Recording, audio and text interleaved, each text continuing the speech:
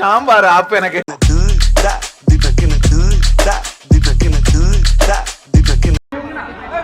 America மற்றும் Israel Iran மீது தொடுத்து வருகிற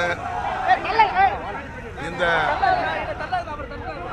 அநாகரிகமான ஆக்கிரமிப்பு போரை அண்ணன் தொல் திருமாவளவன் மற்றும் இடதுசாரிகள் இந்த போரை எதிர்த்து கண்டன ஆர்ப்பாட்டம் நடத்தும் போது சில தற்குறிகள் கூறினார்களே, ஏன் இங்கு ஆர்ப்பாட்டம் நடத்துகிறார்கள், ஈரானில் போய் நடத்துங்கள் என்று.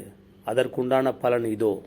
கடமையை செய், பலனை எதிர்பார்க்காதே அப்படின்னு நம்மளோட முன்னோர்கள் ஒன்றும் நமக்கு சும்மா சொல்ல கிடையாதுங்க.